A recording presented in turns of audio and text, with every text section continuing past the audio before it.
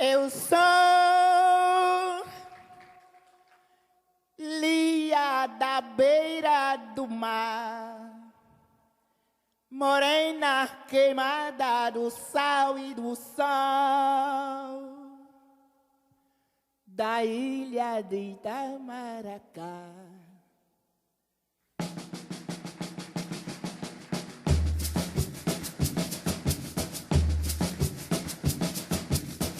Minha ciranda não é minha só, ela é de todos nós, ela é de todos nós. A ciranda da alimentação é de todas e todos nós. O prato de hoje é dedicado ao direito humano à alimentação e à nutrição adequadas, também conhecido como DANA.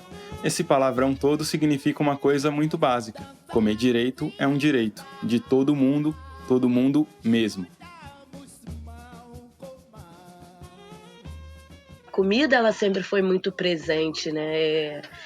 A gente sempre fez festas de aniversário surpresa, sempre estava comemorando algo, né? E todo domingo tinha galinha cabidela, né? Que é a molho pardo com macarrão. Aí mais no futuro, quando eu vou para Recife, que eu como isso, no domingo, eu comecei a chorar, que eu falei, caramba, como a minha avó quis manter viva a cultura dela, né? Assim, de manter o nosso almoço de domingo no mesmo formato lá de Pernambuco, de Recife, do café da manhã ter aipim com carne seca cebolada. Antigamente a carne seca era possível, né? Essa que a gente acabou de ouvir é a Ana Santos. A história dela será o nosso guia hoje para a gente falar sobre o direito humano à alimentação. Ela é uma das cofundadoras do Centro de Integração na Serra da Misericórdia, o CEM, no Rio de Janeiro. E vamos sem pressa para conhecer a história dela. Eu sou a Marina Yamaoka, produtora do Prato Cheio e uma das locutoras desse podcast. Eu sou o João Pérez, repórter de O Joio e o Trigo, o projeto responsável pelo Prato Cheio. O episódio de hoje, os próximos 3 episódios do Prato Cheio vão abordar o direito humano à alimentação e à nutrição adequadas. Esses episódios surgiram a partir de conversas e do apoio da FIAN, uma organização internacional que trabalha há décadas sobre esse tema. Durante o mês de setembro, a FIAN organizou um curso online que nos instigou a pensar em como trazer essa questão para o podcast de uma maneira clara e agradável. Os 4 módulos do curso estão disponíveis na internet, e a gente vai deixar o link para os materiais aqui na descrição do episódio. Aqui no Prato Cheio, a gente vai falar primeiro sobre a história desse direito e nos próximos episódios a gente vai explicar como é que ele se desdobra em outros assuntos. Eu conheci a Ana em 2019, ali na feirinha que é organizada toda semana na UERJ, Universidade do Estado do Rio de Janeiro. E quem me apresentou para a Ana foi o pessoal da SPTA, uma outra organização que atua em vários projetos sobre alimentação adequada, ali no Rio e em várias regiões do país. O que eu queria era conhecer mais sobre a agricultura urbana, entender melhor se essa produção de alimentos na cidade pode, de fato, nos alimentar, qual que é a escala que isso tem. E sobre projetos que promovem alimentação adequada em situações muito complexas, como é o caso ali do pessoal na Serra da Misericórdia. E, infelizmente, pessoal, por causa da pandemia do novo coronavírus, imaginem, não foi possível a gente ir até lá novamente para conversar com a Ana em carne e osso. Dessa vez a conversa teve que ser por telefone, então a gente já vai pedindo desculpa para quem está ouvindo, para que vocês entendam que talvez a gente tenha eventuais falhas na captação do som.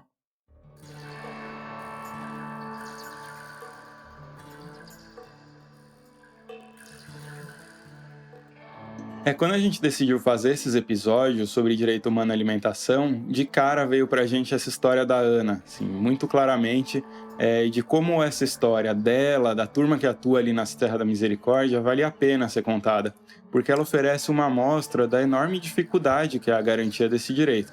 Você pode pensar, formular uma ótima política pública para garantir a alimentação, mas é quase impossível dar conta da enorme diversidade de realidades do Brasil. A história do Brasil, que, aliás, é impossível de ser contada sem falar do direito humano à alimentação. Essa questão está incrustada na nossa sociedade. Não com esse nome, é claro, mas com expressões muito tristes, como fome e desnutrição. E muito bonitas, como fartura, comensalidade e solidariedade. Esse nosso vocabulário quase infinito sobre alimentação mostra como é um tema presente na estruturação da nossa sociedade, que, como todo mundo está ligado, é extremamente desigual. Então, garantir o direito à alimentação é uma luta constante, que faz com que o Brasil tenha uma trajetória muito particular, de dores, mas também de superação e de resistência. Essa questão está na nossa cultura. Aparece na nossa literatura, inclusive na literatura popular. Na poesia do Patativa do Assaré, declamada pelo Jackson do Pandeiro. Eu sou de uma terra que o povo padece, mas não esmorece e procura vencer. Da terra querida que a linda cabocla, de riso na boca, zomba no sofrer. Não nego meu sangue, não nego meu nome. Olho para a fome e pergunto o que há. Eu sou brasileiro, filho do Nordeste, sou cabra da peste, sou do Ceará. Na música... O rico é quem come tudo, tudo que quer ele come. Mas o pobre que trabalha ganha pouco e passa fome. O rico é quem come tudo, tudo que E também no cinema.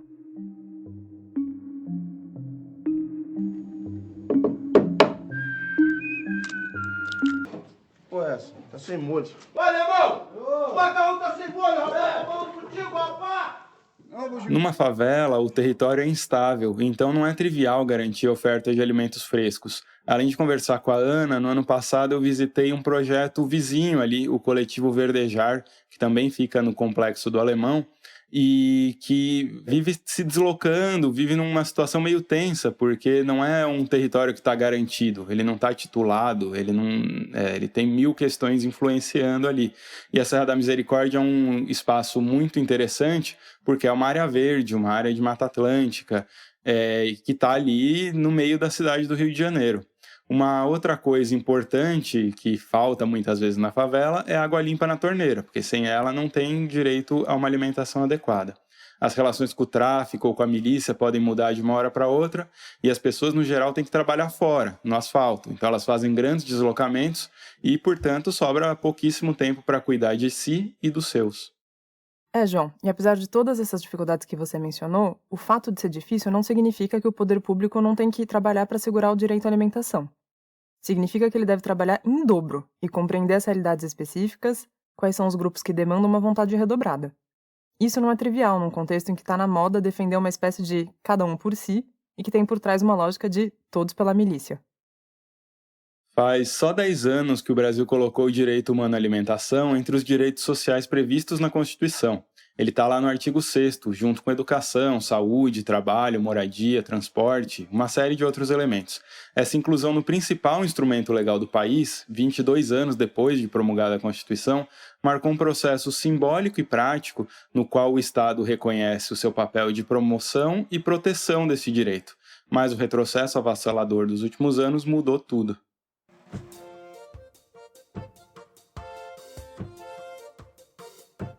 Uma fragilidade desde sempre na família, com uma mãe que não conseguiu estudar e que precisava trabalhar como empregada doméstica, né? Então, ser cuidadora, né, é uma frase que está muito forte aí no GT Mulheres da ARJ, é quem cuida de quem cuida, né? A mulher, principalmente a mulher preta, ela já nasce nessa função de cuidado, né? Ela já nasce nessa função de cuidar de alguém. E esse cuidar das minhas irmãs, né, eu não sei, eu não consigo explicar assim, mas sempre foi muito, com foco também muito na educação, muito preocupada na educação delas. Então eu alfabetizei minhas 2 irmãs em casa, elas já foram para a escola já sabendo ler, né? Isso eu com 8 anos, 9 anos de idade, 12. A Ana já sabia desde pequena que queria ser educadora e se envolveu tão jovem com a educação que aos 24 anos de idade ela já tinha mais de 12 acumulados como professora. Então esse pensar no outro, cuidado com o outro, ele foi tão forte que me envolveu de uma maneira muito forte com a educação. Só que minha avó sempre plantou, né? Meus avós são nordestinos, todos eles, né? Da Bahia, outra é de Recife, de Pernambuco, as outras 2, e o plantio sempre teve muito presente em casa, galinha, né? Mas eu nunca vi isso, né, sendo bem sincera, como um trabalho para um futuro. E apesar da agricultura estar presente na história da sua família, foi só depois de adulta, como ela mesma contou pra gente, que ela passou a relacionar de forma mais consciente educação, agricultura e alimentação. Isso tudo acontece quando ela entra em contato com a agroecologia. Mas a gente não entendia, né, a importância de comer aquele aipim, né, a importância desse resgate e de manter viva a memória da cultura dos meus avós.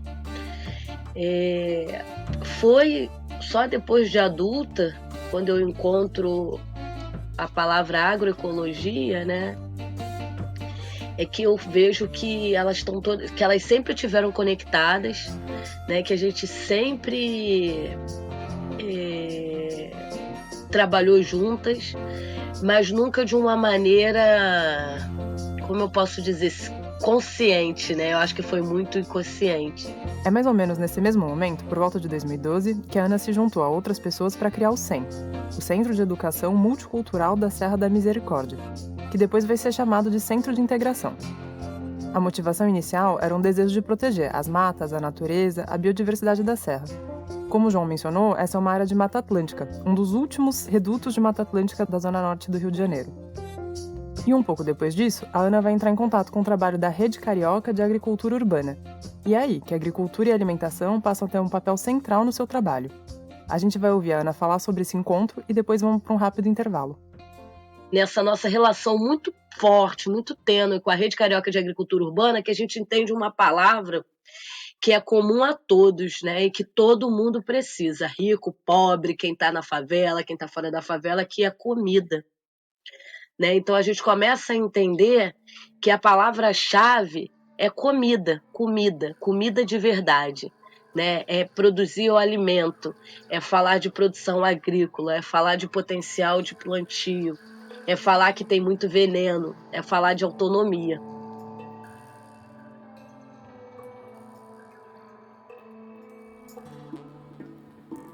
Oi pessoal, tudo bom?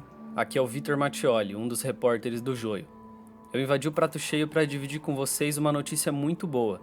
Depois de quase 1 ano de investigação, a gente está lançando nosso primeiro livro-reportagem, O Donos do Mercado. Esse livro é um mergulho no universo das maiores redes de supermercado do Brasil, como o Pão de Açúcar e o Carrefour, para tentar entender como elas ficaram tão grandes e que impactos elas geram para a nossa sociedade, mas principalmente para os trabalhadores dessas redes e para os pequenos agricultores do Brasil. Tem mais informações sobre o livro lá nas nossas redes sociais e você pode comprar ele em pré-venda no site da editora Elefante. É isso, bom resto de episódio para você.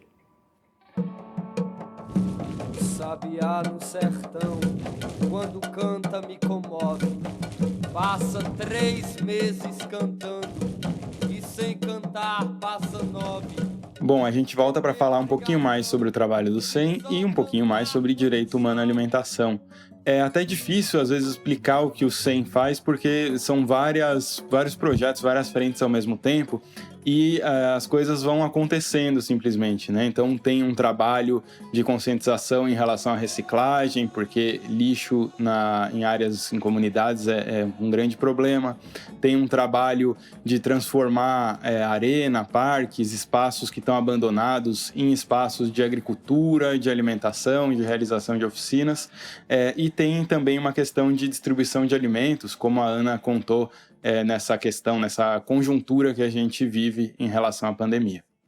E sabe, João, é muito interessante pensar que o que a Ana estava vivendo na prática, o que o CEM estava fazendo na prática, também estava sendo discutido ao mesmo tempo num âmbito internacional. Os sistemas alimentares saudáveis, que são promovidos por práticas agroecológicas, são uma parte fundamental da realização do direito humano à alimentação. O Olivier de Schutter, que foi relator especial sobre o direito à alimentação das Nações Unidas, escreveu em 2014 que o direito à alimentação é o direito de cada indivíduo, sozinho ou em comunidade, de ter acesso físico-econômico, sem interrupções, a uma alimentação que seja suficiente, adequada e culturalmente aceitável. Ele ainda vai mais longe e diz que os alimentos têm que ser produzidos e consumidos de forma sustentável, preservando o acesso à alimentação para as próximas gerações. E essa é uma questão importante para a gente pensar o seguinte: se a alimentação é um direito, direitos não podem ficar nas mãos do mercado. O Estado é que deve agir para promover e proteger esse direito. O Jan Ziegler, que também foi relator da ONU para o direito à alimentação, fala no livro Destruição em Massa que os formuladores da Declaração Universal dos Direitos Humanos tinham essa questão muito clara, lá em 1948. A gente estava saindo da Segunda Guerra Mundial, um período em que muita gente passou fome e que teve na fome uma arma de guerra do nazismo. Então, esse documento e o nascimento da Organização das Nações Unidas se dão nesse contexto. E desde então esse direito apareceu em outros marcos legais, como o Pacto Internacional dos Direitos Econômicos, Sociais e Culturais. E é interessante ver como o entendimento, o conceito do que é fome, foi mudando ao longo dos anos. A alimentação deixou de ser descrita e compreendida apenas como o combate à fome, e passou a abarcar outras dimensões, como o fato de que ela tem que ser culturalmente adequada, por exemplo, e também passou a incluir detalhes sobre os meios para se garantir a alimentação. E é por isso que, mesmo numa conjuntura tão adversa como a pandemia, a gente não pode aceitar que qualquer coisa seja dada como doação, como alimentação para as pessoas que estão numa situação mais vulnerável. A gente discute essa questão lá no episódio Pobre Come Qualquer Coisa, no comecinho dessa temporada. É importante entender que os direitos humanos e o direito à alimentação são uma conquista da sociedade civil baseada em lutas históricas, porque muitas vezes um direito pode parecer tão natural e óbvio que a gente até esquece que se trata de um direito e que nós temos que exigi-lo. Como a gente disse, comer direito é um direito de todos. E acho que vale a gente olhar, por exemplo, da segurança alimentar e nutricional no Brasil. Essa foi uma agenda que ganhou muito espaço no governo federal entre 2003 e 2016. E esse período foi repleto de ações, programas e políticas que ajudaram a tirar o Brasil do mapa da fome das Nações Unidas. Na prática, isso significa que a gente reduziu a quantidade de brasileiros que estavam numa situação de subnutrição e que teve uma melhoria na qualidade de vida de uma boa parte da população do país.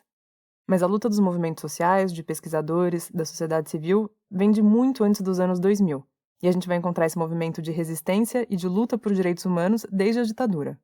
Alice Blanco é doutora em Antropologia Social da Unicamp e falou sobre a ideia de que fome, insegurança alimentar e nutricional estão diretamente associadas ao próprio direito humano à alimentação adequada.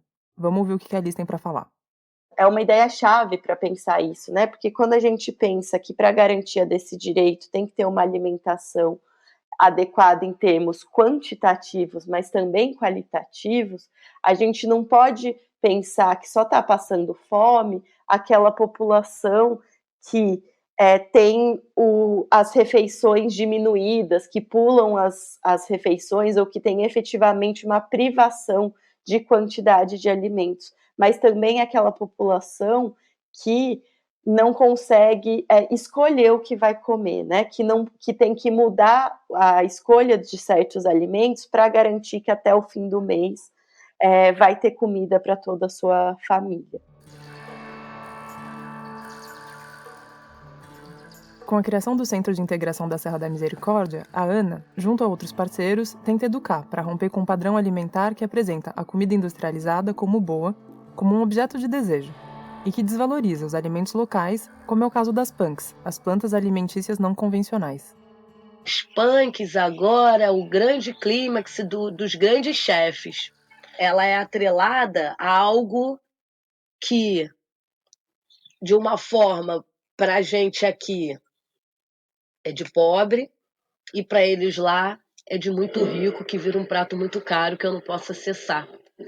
Né? Então, é uma dicotomia, é muito doido isso, né? Assim, falando de políticas públicas, ela não existe incentivo nenhum para essa produção, né? Ela não está presente na merenda escolar, né? Ela não está no comércio, né? É uma desvalorização tão grande, né? E um empoderamento tão forte desse industrializado que eu não tenho interesse, né? Em comer o que eu consigo, o que eu posso, o que você entende como mato, né? A Ana toca num ponto super importante, e aqui vale lembrar que o Brasil era tido como um modelo de políticas públicas de segurança alimentar. Lembra que a Marina mencionou que em 2014 o Brasil saiu do mapa da fome das Nações Unidas? Pois bem, a melhoria na qualidade de vida e na nutrição dos brasileiros foi possível porque uma série de políticas e de leis foram criadas. Em 2003, o Brasil criou o programa Fome Zero, e ao longo dos anos o programa foi evoluindo e deu origem ao Sistema Nacional de Segurança Alimentar e Nutricional, o SISAN, em 2006. E uma das grandes sacadas do SISAN foi criar um espaço que permitia a participação ativa da sociedade civil. Esse espaço era o CONSEA, o Conselho Nacional de Segurança Alimentar. E vocês já vão entender porque eu estou conjugando o verbo no passado. O CONSEA exerceu um papel muito importante na articulação de diversos movimentos e atores e permitiu o exercício de um outro direito, que é o direito de participação na concepção, na construção, na execução e no monitoramento da Política Nacional de Segurança Alimentar e Nutricional. O Conselho é tido como um elemento fundamental para que o Brasil tenha conseguido avançar na agenda de segurança alimentar. Mas se parecia que o Brasil estava caminhando na direção de melhorar a alimentação da população, o que a gente vê desde 2015, principalmente a partir do impeachment em 2016, é um grave cenário de retrocessos em relação à democracia e os direitos humanos. Um cenário que se torna ainda pior com a eleição de Bolsonaro, que intensifica essa agenda de retrocessos. A gente conta em detalhes isso lá no episódio Arquitetura da Destruição. E também você pode acompanhar uma série de reportagens ali na página do Joio, desde 2018, desde antes da eleição, que a gente está avisando que vai dar problema. Tá ok? É um país aqui rico para praticamente qualquer plantio. Falar que se passa fome no Brasil é uma grande mentira. Passa-se mal. Não come bem. Aí eu concordo. Agora, passar fome não. Você não vê gente mesmo pobre pelas ruas com um físico esquelético como a gente vê em alguns outros países aí. Deve ter rolado uma falha gravíssima de comunicação entre o Palácio do Planalto e o IBGE. O Instituto Brasileiro de Geografia e Estatística confirmou recentemente que, desde 2018, 10 milhões de brasileiros vivem em situação de insegurança alimentar grave, e que o Brasil voltou para o mapa da fome. Negar a existência da fome no Brasil significa invisibilizar milhões de pessoas. Também significa negar um direito que ajuda a garantir que as pessoas possam viver dignamente. Além de fazer frente aos retrocessos e lutar por direitos, iniciativas e projetos como o da Ana Santos e o SEM ainda trazem um elemento de coesão social, de construção de um tecido social no território e que fortalece a sociedade. Mas eu estou falando de soberania alimentar nutricional. E a soberania alimentar nutricional, ela tem interfaces, né? Ela dialoga com os encontros, com as visitas de quintais, que é o que a gente sem sede, né? Como é que você vai falar de agricultura urbana se você não tem espaço para plantar? Então a gente inovou, né? Aí pelo Arranjo Local Penha, a gente começou a plantar onde dava. E antes de tudo, a gente teve um processo de escuta. Então eu cheguei na clínica da família, cheguei no CRAS, cheguei nas mulheres, nos quintais, para entender como as pessoas entendiam essa agricultura. Né? É uma frase assim que eu criei, que é a agricultura urbana para além do plantar, né? Mas é o cultivo de relações na favela, na comunidade. E claro, ninguém esqueceu que além do momento político desastroso que a gente vive, o Brasil, assim como o resto do mundo, está enfrentando uma pandemia. O novo coronavírus desencadeou uma crise sanitária que agravou muito a situação das populações que já estavam em situação de vulnerabilidade. E diante dessa situação, organizações da sociedade civil estão promovendo uma campanha, chamada A Gente é pra Brilhar, Não Pra Morrer de Fome. Essa é uma campanha que já conta com a adesão de mais de 100 organizações, projetos e iniciativas que buscam lutar de forma coletiva para erradicar a fome no Brasil. Além de olhar para o caráter emergencial que foi criado pela Covid-19, a campanha também quer olhar para elementos estruturais da fome no país, que nunca foi erradicado efetivamente. E quem nos conta um pouco mais sobre a campanha A Gente é pra Brilhar, Não Pra Morrer de Fome é a Liz Blanco. A campanha ela vai partir desse pressuposto que fome é também quem não tem acesso a escolhas alimentares, a garantia da comida enquanto um objeto adjetivado, né? A comida de verdade, a comida que as pessoas efetivamente querem comer e entendem como a sua comida por causa de tradições, por causa de memórias, por causa de afeto, né? E é inspirador ver que mesmo em um cenário completamente desfavorável, ainda tem muita gente trabalhando para que não falte comida no prato de suas comunidades. Gente que acaba ocupando o vácuo que o Estado deixou e que batalha para que direitos humanos sejam respeitados. Mas, ao mesmo tempo, a gente tem uma oportunidade de mostrar que o povo tem a força, né? Só precisa decidir. Se eles lá não fazem nada, faremos todos aqui. Acho que é isso. Muito obrigada.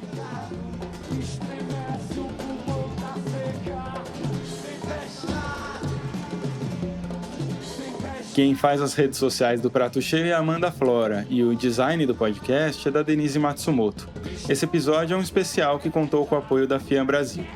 O Prato Cheio é uma realização do site O Joio Trigo, que é financiado pela ACP Promoção da Saúde e pelo Instituto Ibirapitanga. É isso aí, pessoal. Obrigado e até o próximo episódio.